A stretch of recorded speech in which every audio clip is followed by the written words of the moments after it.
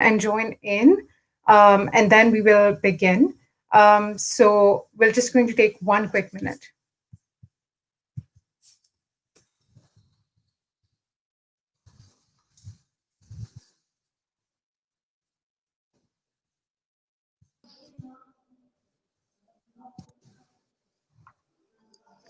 All right, so let's get started. As I mentioned, this is a panel on STEM workforce in Pakistan, from the lens of COVID-19 pandemic. And we are going to focus on opportunities and critical skills. Um, and we have really panelists with us, each an expert in their own right, in their own fields. Um, and we are going to begin Dr. Shah, who is actually a stellar scientist, a personal inspiration for me. She's a principal investigator of the Biosensors Research Group, my research area of interest, so that's why I'm really excited about it. She's an assistant professor at the Ataur Rahman School of Applied Biosciences at NUST. She holds a PhD from University of Cambridge in biotechnology, and her research interests, well, as I mentioned before, they focus on biosensor development, but also drug delivery, targeted gene delivery, imaging, and so much more. She has expertise in microfluidics and bioengineering as well. And she actually works together with industry as well, which is what we're going to focus on in this talk today. We're going to look at development of diagnostics and biosensors from lab to market, and currently what is happening in Pakistan. So I'll hand it over to Dr. Shahrukh for sharing her insights regarding this topic with us, and then we'll come back. Over to you, Dr. Shahrukh. Thank you so much, Saba, for a very nice introduction and giving me an honor to speak at this forum. Hello, everyone. Assalamu alaikum. And as Saba has already had a detailed introduction of me, so I wouldn't waste a minute in introducing myself. It is indeed a challenging time for to actually implement and to see what critical skills we can put in to get more productive in this in this pandemic, where most of the activities, including the academia and including the research, is highly paralyzed due to the lockdowns and in the SOPs and all that. But nevertheless, we still have, alhamdulillah, we are in an age that where we can interact still. We can instill have many things mutual and can reach around the globe, even though virtually, so we still can make out of these things as well. Initially, you need to have what I would say that, as when I came back from Cambridge, I had only the research experience I had only in the PhD. I didn't had any job experience before. I didn't had any research experience before. So the moment why I got admission into the PhD directly after my bachelor's, and that bachelor also didn't had any research component. So the only thing I believe, even now, even after I mean, I graduated in 2014. So even after that time, or even after a decade of after my admission, I still believe we need to have no fear or no hesitation in applying and no hesitation in reaching out to our goals. So the moment, I mean, that time I was too naive that to look for only the Cambridge and apply there.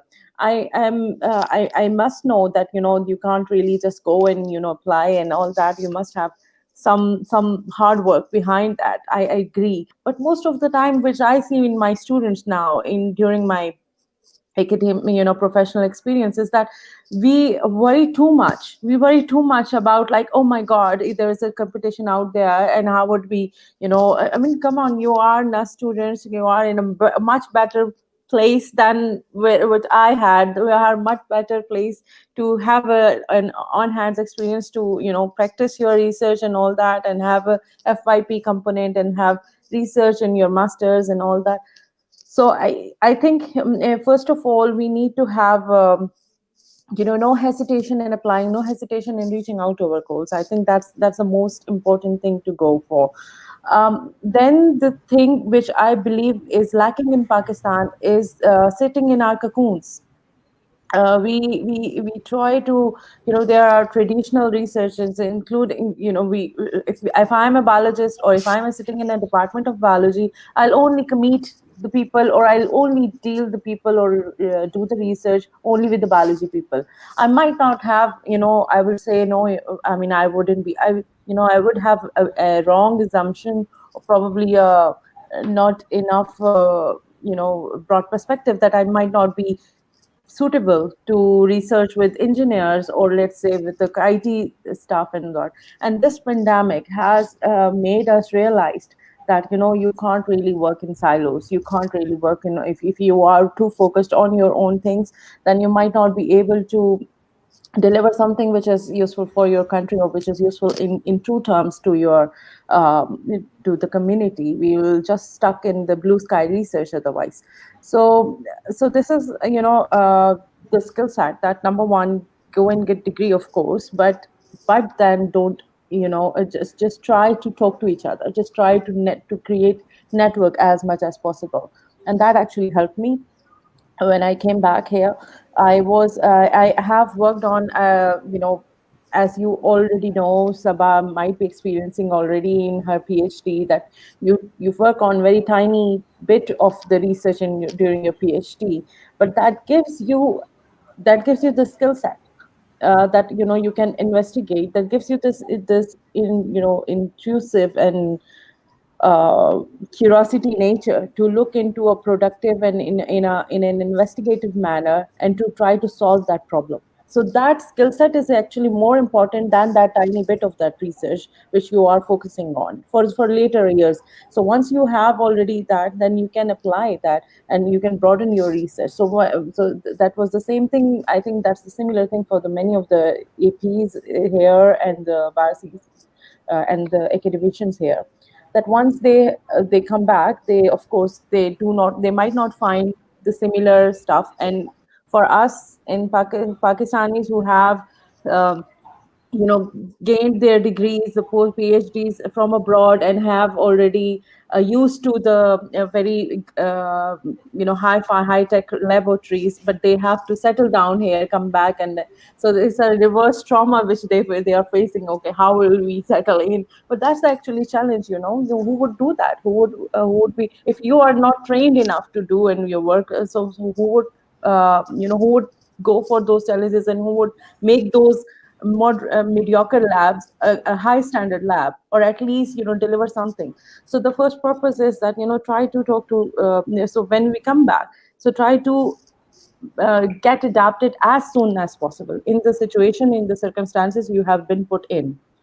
So women have, alhamdulillah, they are growth creatures of, they who have the ability to get adapted more, more, I would say, more probably suitably, or more, in a rationally, than compared to men. I do not want to offend my men colleagues here, but I believe that they are more adaptive to the circumstances they are put in. They are, I think, by default made for this. So so they actually, so as soon as you get adapted to that, then it's easy. Then you can talk to each other. You can, even if you don't have grants, or you don't have resources, fully resources to run your lab, then you can just work in collaboration, just talk to work together, and then you can build it up. And the most important thing in our field, in the STEM technology, is that forget about your own tiny bit of research. Forget about that. You were practiced during that time to to go through. My director used to tell me when I was doing my PhD. He was not my supervisor, but my collaborator as well, but the director of institute, that the PhD is the line, or the STEM field is the line. When you get a good result, or you become happy, don't get too overexcited. It just pulls you down to come back to the mainstream. And when you are depressed and not getting the results, so don't get too depressed. It just pulls you up, so that you can come back to that median line. So if you retain that balance, then you are fine, then you're working fine. So when I came back here, I was from the, I hope I am audible and to all of you because Saba just disappeared. Hello? Yeah. Okay. So when I came back, so I was because of my bioengineering background, and I worked with the engineers, and I had multidisciplinary, which was not very common at that time in the biology departments in universities here. So I had faced that I found myself unfit sort of in the people who were working on genetics and molecular biology in the fundamental sciences, and they are absolutely very genius people. I mean, I'm no doubt about it, but it was something that I had to figure out how would I do that. And then I started, nobody stopped me. I mean, nobody stopped me doing the collaboration with electrical engineering departments or mechanical engineering departments, and they encourage that. So it's usually in Pakistan, of course, right, the global trends goes, it is also after those multidisciplinary technologies. Pakistan also wants to go, and the universities also wants to go toward the entrepreneurship and commercialization science. But we need to realize that it shouldn't be just in talks, and shouldn't be just in uh, shouldn't be just in the advices from the VC or the notifications from the VCs and rectors. You have to put an effort. Each and every individual have to put an effort. For the ladies who are at the and earlier careers, they have to make and design something which is usable for the COVID, usable for the current times, usable for the people to use and apply. And for the students, they also have to look beyond and look and get into the research, read the papers rather than relying on that, some supervisor would come and give them an instruction to follow like a technician. I would have hired a technician rather than a student if I was not interested in an intellectual caliber of them. So so I think that's the main requirement, that we need to think. And this COVID has globally realized everybody that even if we have research at Stanford and Cambridge and all that, we still are not ready at any place. We still are not ready to accept and deal with the pandemic. We are such a paralyzed. And I think this is a moment we should think about, where what are we spending those billions and billions of resources on. It's not meant to do the blue sky research. It's not meant to. It's the first priority is to actually deliver something to the community. If we know something, why don't we just do and apply? It's of I mean, I am of the opinion that if something is, for me, the research is that if someone has, I believe the audience here is from the STEM, but I will just like give an example. If, for example, if someone has made this nanoparticle A doing this from it's very common here. I never worked on that, but it's very common to get a plant extract and make a nanoparticle out of it and do some five characterization, let's say antibacterial, anti-cancer, and everybody has done that. I mean, and then the other student will come, and then or with a project, or we'll hear another project. Okay, yeah, I've made the same nanoparticle from any other plant. So what's the difference? If I have one, why would I need another one? So you need to have a very analytical abilities. And I think these are the skill set which help you in progressing further, because the CVs and hiring systems around the globe is changing. They are not looking at degree names anymore. They're not looking at the grades anymore. They are looking at what kind of the skill set you have developed so far, and that will be I think that will be shown in the projects, in the analytical activities you have done so far, any product you have produced so far. It's not easy to produce and call that, okay, yes, I am making a commercial product. It's a super long journey. I didn't had a realization of it until I got into that business. I mean, I'm still so far, far, far away from getting my product to the market. So it's a super high, it's super long journey, but Alhamdulillah, I'm blessed to have have that experience. Though it wasn't, it isn't a rosy bed at all. It's not that okay. Yes, I've got a name or CV in my in I've mentioned, that tag in my CV that yes, I have patents and able to commercialize that patent, but it's not easy at all. You do realize after you are into business what are the commercial needs, and they are so different than what we think about them in the lab. So in my opinion, being a STEM woman in that, I think we need to talk to industry academia linkage is the must for every researcher, because unless and until you don't know what's required in the market, you will keep on using the research, doing the research, or gaining those skill set in something which is far from coming into the market. So I think, and in Pakistan, it's also very, wrong conception that we are a poor country, we are a developing country, we don't have enough resources to get a commercialized product. So it's a very wrong conception. For example, for the moment, I might, if I just share what I am working on a single slide, mm, share screen, may I?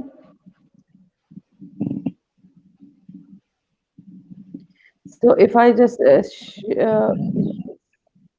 what is that called? Okay, Yes, you should be able to share the screen now. okay, yes, I am able to, sorry.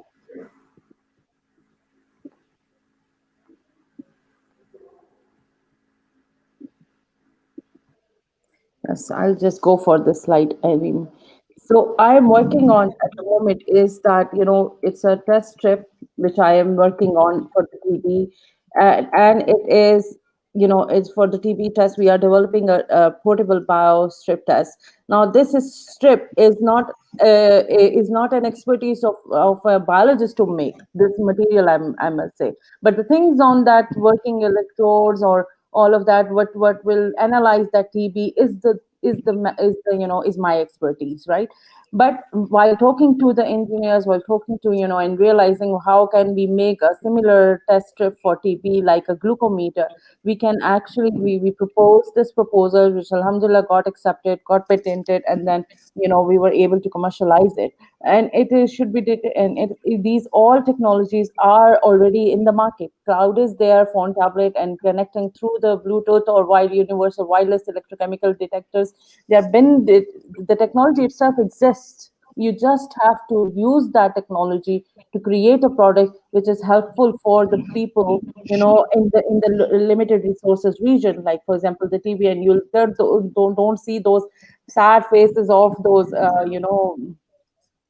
kids, and you'll see them in TB is super, still it's beyond a control, and the diagnosis takes like 2 to 3 months. With this kind of technology, you will be able to diagnose them within minutes, within couple of minutes, literally. I understand any idea needs money, but the money is not a problem. Trust me. Wearing, if I just can stop, but or I can. Where this is not at all the problem. You know, how can I stop this share? Is it stopped or Our backend support will take care of that, okay? I believe. Thank you so much, Dr. Shahrukh, for sharing such great insights. You're absolutely right that it's not a matter of there not being opportunities, but it's more a matter of spotting those opportunities and then acting on it. Thank you so much. Yeah, Um, welcome. Before we delve deeper into this discussion, we are going to come back to it for sure. We would like to hear quickly from two of our other stellar panelists. First, we will begin with Dr. Aisha Mahmood, who is an assistant professor of engineering education in University of Education, Lahore. She's in the Department of STEM Education, so really interesting. She holds a master's in computer sciences from LUMS and a PhD in engineering education from UTM Malaysia. And her research focus is, I believe, really, really crucial, considering all the changes that we've seen in education during the COVID-19 pandemic. You know, starting from the switch to online education, distance learning, the need for virtual teachers, and so on. So she will shed light on some of the emerging fields in education to cope with this COVID-19 crisis. So I'll hand it over to Dr. Aisha now. Assalamu alaikum. Thank you, Saba, for having me here. And it's really an honor to be one of the panelists. I think my voice is clear to all of you. Can you hear me? Okay. I'm sorry I couldn't manage to get connected to my laptop, so I have just joined through my mobile device. And मैं आपसे पहले ही sorry कर लूंगी if there is a background sound because I am right now at my शहर के अंदर वाला घर, so there is a lot of noise around. Anyhow, so starting from what Dr. Shahrukh just mentioned, and tracing a little backward, Dr. Shahrukh just mentioned that we basically no more needing kind of just grades and all that. We also need the skills. And one more component that is, in my whole educational career, I have highlighted is of the attitude. So always there are three combinations, three things, three components of graduates, which graduate attributes which we need to focus on. That is, one is knowledge, the other is skills, and the third, which is most neglected one, is the attitude. So the attitude doesn't only the attitude towards your own success, it's attitude towards the society and whatever is happening around. Um, being part of the two different school of thought, like purely coming from engineering background and then joining education, I have got a strange kind of experience which I really want to share with all of you. When I was, you know, I started my journey from engineering. So with having a very positivist mindset that, there is only one way of doing things. And I am talking about the 20 years back when we were trained as engineer. Our problem solving skills were very, you can say, low at that time. But with the passage of time, we have developed some kind of critical thinking skills and problem solving skills. But now the skill set which is being required has entirely changed. So let me start with the concept of literacy. 20 years back, the concept of literacy was just like, if you are able to read, write, or speak some language, you would be considered as a literate person. But now the concept of literacy has totally changed. It's more about computer literacy, information literacy, digital literacy. And in fact, it's the integrated kind of a literacy, that how to use all those skills with variety of teaching and learning strategies to enhance students' learning, if we are talking about from education perspective. So uh, the school we needed has to provide universal literacy of a higher order, not that the lower order which we were dealing 20 years back. So it is now much needed that student on all levels of all ages with motivation to learn and with the discipline of continuing learning. So there is a concept of lifelong learning that need to be instilled in students also. It has to be an open system and accessible both to the highly educated people. It should not be restricted to just one community and the other community is looking for some very low quality education stuff. Uh, Now we have to impart knowledge both as substance and as a process. And schooling can no longer be a monopoly of schools. Education is in post-COVID society has to permeate the whole society. employing the organizations of all kinds, like business, government agencies, non-profit organizations, and most of them, in fact, all of them, should be focusing onto the learning and teaching of their and improving the quality of what you can say the literacy of all the main the key stakeholders. So in fact, I was just thinking 2 days back that coming from an engineering background and then joining from education community, that gave me a really good insight of the stories.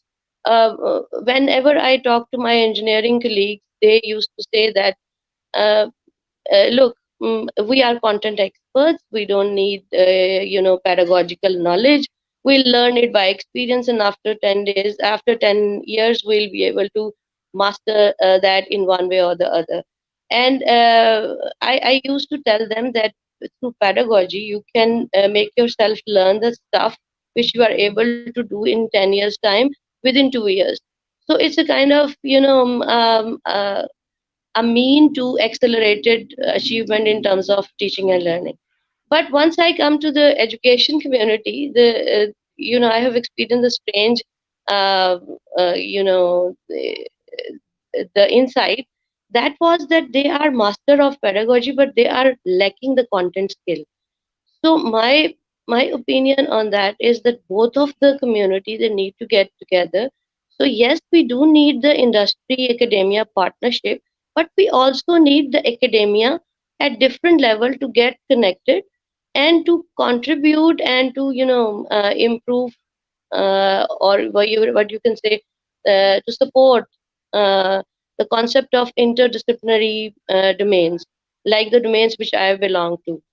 So once I've joined this new field, that is an emerging field right now all over the world, and I am the, one of the three only PhD holders in that field.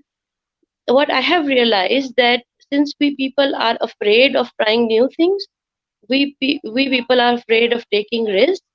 That's why the new venues and the new opportunities seems disappear. But actually, those opportunities are always there, and we really have to have that mindset. So I would say, in the post-COVID situation, which is a new time for us, new literacies need to be there, and new times plus new literacies always emerged as new mindset. So, what kind of a mindset do we need? We need to have a mindset that is somewhat, the Carl Dweck said that if a student or a person has been grown with a growth mindset, the success is very much probable in that person's life. Whereas a person with a fixed mindset would be having, roller coaster experiences in her success, in her life, professional life. So I would say that we need to upgrade the literacy level. We need to have new mindsets through which we need to deal with new problems. Those have emerged out of this COVID situation, and there are so many new domains and new fields and new ideas are coming up because of the interdisciplinary, in fact, the transdisciplinary effect of different domains. So you know. What I can share at the end is that it is much desirable to reform the STEM education. Generally, all over the world, and especially in the developing countries like Pakistan. Why? Because we are now into the trend. We need to learn the trend of education 4.0, that is mapped by industrial revolution 4.0. So to ensure the access of quality education at all levels, an education policy at national and provincial levels should be revised, and reformation in the STEM education is much more needed, considering the complex integration of different, the interacting pieces of public education sector that can either facilitate or impede the required pace of change. And there are multiple pathways of doing that and to influence the STEM education. And for that, we need to consider teachers' readiness, teachers' professional development, teachers' decision making about what to teach, how to teach, what kind of new technologies to be introduced. And there is also a need to develop conducive learning environments with latest facilities and resources. And this is the time in history where Pakistan should highlight the potential sources of change drivers and decision points so that they can facilitate the systematic change in STEM education. Moreover, it is very important to consider the changing role of a teacher and provide them the access to appropriate instructional resources. And it is much needed to run a capacity building drive to develop a sustained systemic change in STEM education within Pakistan. I'll end my a brief thought on that, and I'll continue with the with the questions you may have after our third panelist discussion. Thank you so much, Dr. Aisha. It's been a pleasure to hear you speak, and I've learned so much myself. You've touched upon really integral points with regards to this new normal for education, basically. And we'd love to circle back and come back to those points in a bit. For now, we would actually like to hear from Maryam Arshad, who has graciously joined us. Thank you so much, Maryam, for taking out the time. Maryam is the founder and director of Impact Dynamics. She has over 9 years of experience in building communities of entrepreneurs. And she actually, at Impact Dynamics, they create customized entrepreneurial curriculums and run workshops on tech and soft skills. She also leads the Google Business Group Peshawar, and she has a vast amount of mentorship experience and speaking and training experience as well. And today, we would like to get Mariam's insights on the preparedness of the entrepreneurial, or more specifically, bio-entrepreneurial community in Pakistan from the skill set point of view to respond to the COVID-19 crisis. Take it over, Mariam, please. Thank you. Thank you so much, Saba, for the very humbling introduction. I am delighted to be a part of this panel conversation with two doctors besides myself and Saba. I mean, we'll have you soon as a doctor as well.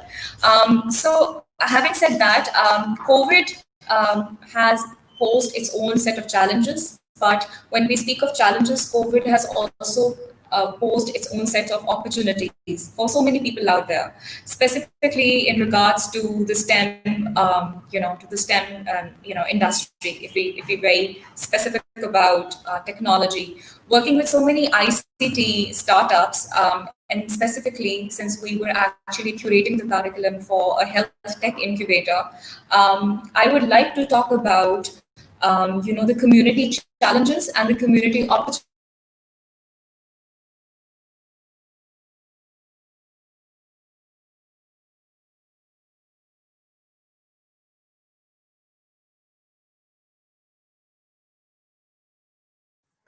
I believe we're having a little bit of connectivity issue. We're going to wait a bit for Mariam to reconnect.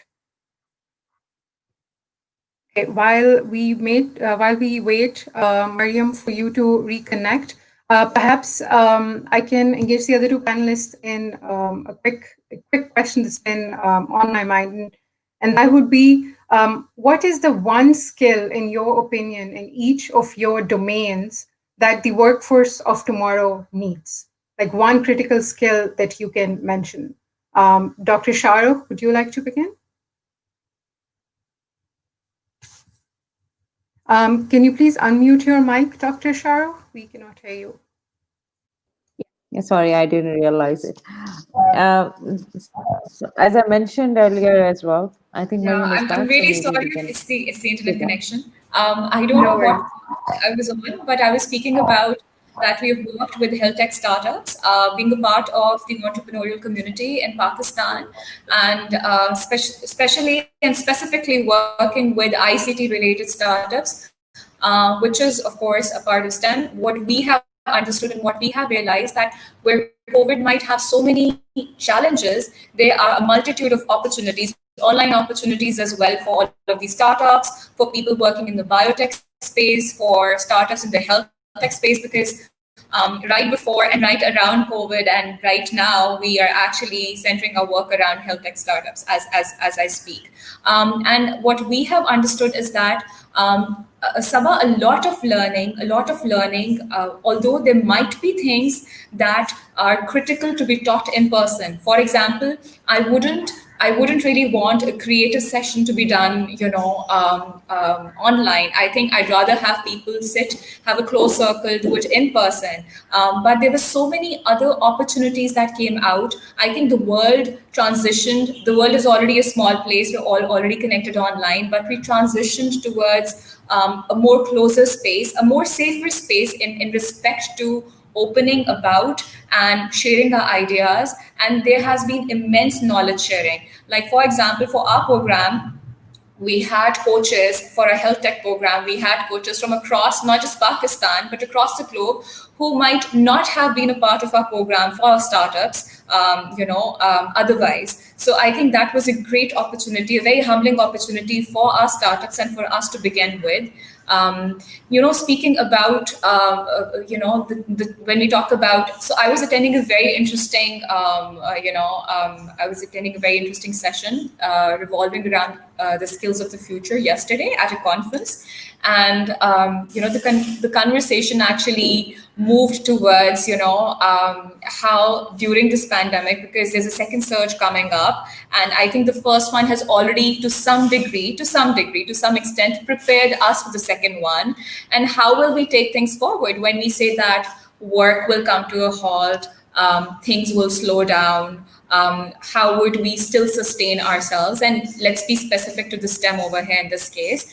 And I strongly believe that I strongly believe that what can be done and what is being done is that online handles, like being a community builder, we've seen online handles like Slack and Trello for a start to be extremely efficient for team management, for management even between, if you want to get the information across to startups or close community groups, close community circles.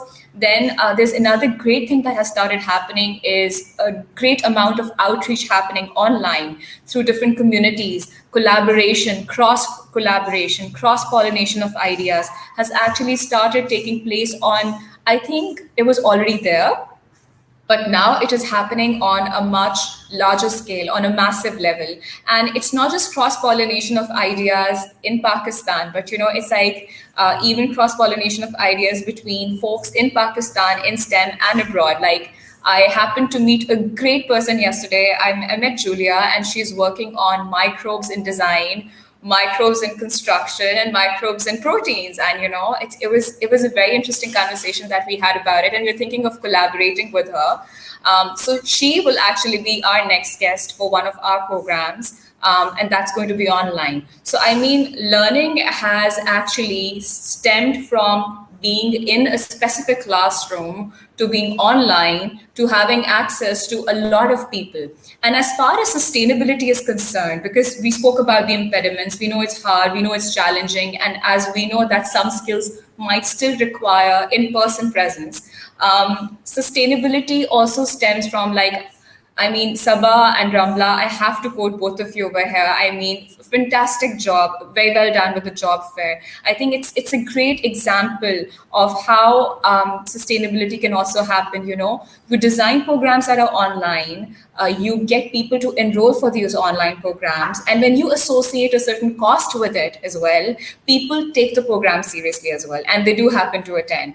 So I mean, this is coming from my own personal experience, and I have seen organizations maneuver their gear towards this direction. I think they're doing a fantastic job. I mean, we're actually working on partnering with the World Bank and I2I for an investment readiness bootcamp in January, and that's online, right? And we will be getting applications online, and we'll be running online. And I think sustainability can happen is possible as long as you work towards fostering these the power of online communities, not just in Pakistan but also abroad, and you take all of them together, and then you also associate that with a certain quality. There's a certain cost associated with the quality, so that people take you seriously and they do happen to enroll in these programs. So if we talk about digital learning, this is exactly what has been happening in this space. I hope this was of help. Yes, immensely. Thanks a lot, Mariam. And I'm really, really excited to see what new projects you work on. It really sounds like you're making an impact in the health tech and health entrepreneurship sector. And I think a bit of a common theme that we've heard in this session is that collaboration across disciplines. We have to really, in Pakistan, blur the boundaries of different disciplines, reach out, connect with people in other departments, and try to come up with solutions that actually that actually address the problems that are coming up, because the problems are, future centered. So the solutions also have to be future centered. Thanks a lot for that. We do have some questions, and I do have a few points that I would like to delve deeper into. First one being that we began with quickly in the middle.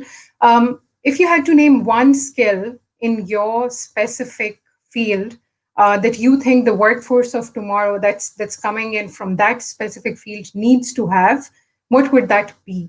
That one, golden skill, if you might call it that. Dr. Shahrukh, would you like to continue? Yes, Saba. As you rightly mentioned, I was about to say this networking as well, but that's for the general one. For specifically for because I deal mostly here, being at ASAB, mostly the students who come are from the biology background. But since the field, my field itself is very bioengineering and nanotechnology so based, so they, of course, we need to deal with the engineering bit as well. You need to have certain things. So what I would want to continue with that is, if any, there are many students, there must be many students in the audience, that if they are biologists, so it's just don't try to ignore maths altogether, please. So if you try to learn and then implement those mathematics, try to have little bit of physics and mathematics a little bit, and then coupled with that the general there are two types of the skill set. Number one, there are types like the very specific technical ones, like for example a certain knowledge, a certain techniques, mathematics or statistics. And then there are non-translational translational transferable skills. Transferable skills involve able to be communicated, not afraid of talking and going out of box and going out of your comfort zone.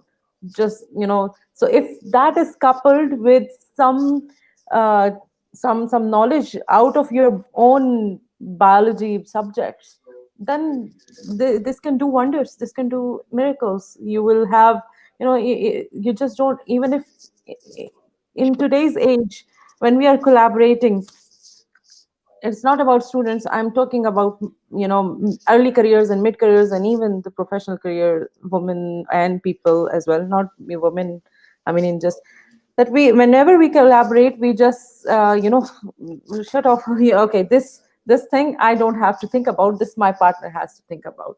This shouldn't be the attitude. If you don't know what do you require, you wouldn't be able to judge if you are getting the same things from the collaboration or getting a productive outcome from that collaboration or not.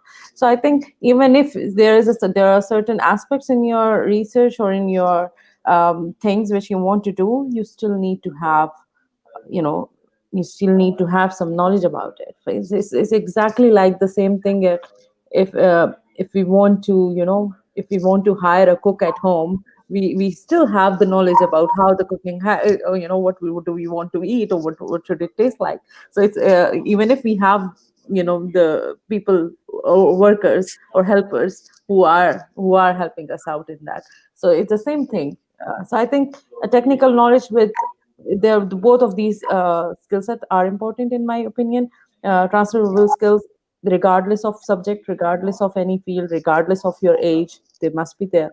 And along with, for the biology students, they have to have engineering, and the same goes for the engineering students as well. They have to have, if if if Yeah. if I'm hearing many bio application from six department and they don't know what is a cell at all, so it shouldn't be that isolated. So merge the boundaries. True, absolutely. Thanks a lot for that. Right. Dr. Aisha, would you like to comment on what Dr. Shahrukh mentioned that, if have knowledge of the other fields, like especially since you have expertise in engineering education and you talked a bit about that, how important do you think is this pedagogical skill to be able to teach being an engineer? Would you like to comment on that?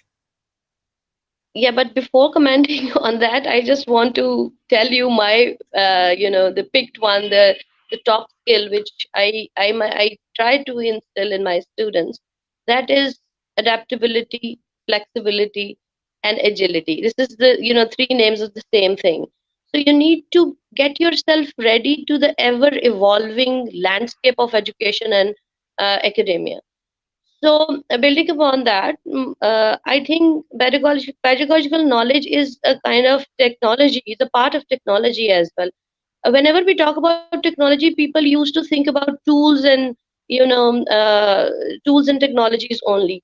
But technologies are more than that, especially educational technologies. Though those include all the strategies, all the latest teaching methods like inductive teaching methods, new strategies, new methodologies, and all that. So, in terms of pedagogical aspect, I think it's the time to understand that if you are content expert, that is not enough to teach whoever the population you are teaching to, but you need to understand how a student is able to learn, how the brain works, how the social aspect of learning is there. So there are so many other things that you need to learn other than the content. So you cannot just rely on content and say that I am a very good teacher. No, that's not true. So I always used to say that content is not enough. You need to have pedagogical expertise, and in that you need to upgrade yourself. And in terms of adaptability, you need to know when we are switching from face to face to online, what we have to offer, what kind of skill sets do we need, and we have to adapt according to the emerged situation. So अभी अभी ये हुआ कि लोगों ने they have some kind of enforced switch from face to face to online, but that make a little a pleasant uh, you know what you can say, a seed of change that has been planted because of this COVID situation, because the teachers who really didn't want to go for the technological change, they are now up to that, and they have to have that change into their teaching and learning experience. So I would say that if you are adaptable enough, flexible enough in whatever the situation is, and you for that, one thing is a prerequisite, that is you need to keep yourself updated in terms of content, in terms of pedagogical knowledge, in terms of technological knowledge. So if you keep yourself updated, it's very easy to give you the agility to move from one mode to another. Thank you. Yeah, very, very, very relevant. Thanks a lot for that. And you're right.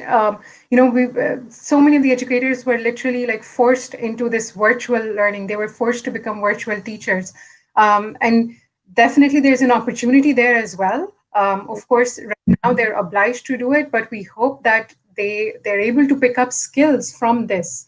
And I think that would be the success of future teachers if they're able to pick up the the positive aspect of this virtual teaching experience and really implement it in future teaching methods. I would like to hear from Maryam as well. Like if you're looking at the entrepreneurial sphere and talking about skills that are needed, especially like you mentioned these collaborative tools and so on. And okay, in entrepreneurship, you do have to connect across disciplines. And in-person communication definitely is different than online communication. So what is that one skill that you think the health tech innovator or entrepreneur of tomorrow definitely needs? Saba, I absolutely love this question, but I don't have one. I have two skills that I'd like to name. Okay, so one of them happens to be a technical skill, the other one a non-technical skill. The technical skill is, the fact is technology is taking over jobs. Let's be very honest, and we have to be very futuristic. If you see accountants, I think their jobs will be sacked. There's so many softwares. So people need to be affluent. They need to understand how fintech operates, for that matter, right? The technical skill that any doctor, I mean, and this might come as a surprise to so many, any doctor, any engineer, any person in business administration, anybody needs to learn is coding. Coding is essential nowadays, and the sooner the people realize that you need to have like a basic understanding of the fundamentals of coding, the more I think progressive they will be in their journey down the road in their own career, their own profession, be it a lawyer, a doctor, somebody hailing from STEM. The other essential skill that no machine can ever replace, that is a mark of your EQ, but is equally important in whatever discipline you are a part of, is empathy. And this is very dear to my heart. I mean, we started our workshops with empathy at workplaces, and that is a building block for any organization, for any institute, for that matter, for any company or even any profession. So be it STEM or you're not from the STEM field, empathy is something that needs to be ingrained, and that's something that needs to be re-engineered, because we all happen to have empathy of some sort, some kind in us. But I mean, it's innate, but it needs to be re-engineered in us, and we need constant reminders. So these are two skills, the technical one being coding, the non-technical one being empathy, that I strongly will endorse, that needs to be out there. Yeah. Really, really great pick of skills, Mariam. Absolutely. I mean, I'd like to comment a bit on the empathy part. I think, especially when you're in core STEM fields, for instance, you keep hearing that, yeah, just, be a robot. Like you're an engineer, act like a robot. Like there's that mentality a bit over there. But this is definitely something that we've seen since the COVID-19 pandemic hit, that the reality of how workforce is able to function was changing. You had to make space for all the personal things that are going on. Everyone does not have a home office to join in calls from, for example. Everyone has different responsibilities to take into account. So being able to empathize with all of that, definitely, I completely agree that the leaders of tomorrow, managers of tomorrow, any professional who wants to be part of this, futuristic normal, I would say, needs to keep these things in mind, that you're not just working with a technical expert, you're working with a human being as well. And I know it sounds a bit wrong to have to actually spell it out, but I suppose the way the workplace has evolved, this becomes important to really say it. It's been a really, really interesting conversation, and I myself have learned a lot, and I could continue for hours, to be honest. But unfortunately, we're running out of time. I think one key takeaway, if I may summarize from our conversation today, is that definitely there have been a lot of challenges that the STEM workforce is facing, continues to face due to the COVID-19 pandemic. But there are opportunities as well. If we try to zoom in on the opportunities, learn from every single challenge that comes up, for instance, from biotechnology point of view, okay, there are issues, yes, but if you have skilled biotechnologists who come up with ideas and are able to work across disciplines, we might be able to have our own diagnostic solutions, for instance. When we talk about digital learning, teachers are forced right now to teach virtually, but what is that one key takeaway that we can, involve in future classrooms? Or there might be some things that work much better when they're online compared with in person. Okay, then how do we keep those even when, inshallah, the COVID-19 pandemic is over with? And especially for entrepreneurs, okay, there has been a huge boom in Pakistan, with people trying to network and pitch ideas to investors, to others, to be able to start up their own businesses in all sorts of sectors, and especially in health tech sector as well. But of course, due to COVID-19, you have limited in person networking opportunities, you have limited interaction. But what are the tools out there that you can actually use to leverage to be able to, figure it out and move forward, I would say. So I think that that's really, really crucial for the workforce of tomorrow, for professionals of tomorrow who are, embarking in these fields, in STEM fields, to keep in mind and really learn from. And I think this panel definitely has been really informative for me, and I hope for the audience as well. I would really like to thank the panelists for taking out the time, for sharing your insights with us and engaging in this really, really critical conversation. Thanks a lot. For everyone who is joining in the STEM for 20 job fair. Please take a look around. We This is the last panel before the break. We now have a 1 hour break coming up. Yeah, I know it's virtual, so take a stroll around, stretch your muscles. You have at your fingertips our expo booth where you can interact with employers and other organizations that are exhibiting with us. You can check out the networking arena to network, like we talked about, network in the new normal. We've enabled that for you as well. So be sure to check all of those out. And then after the break, join in for our next panel session. Thanks a lot.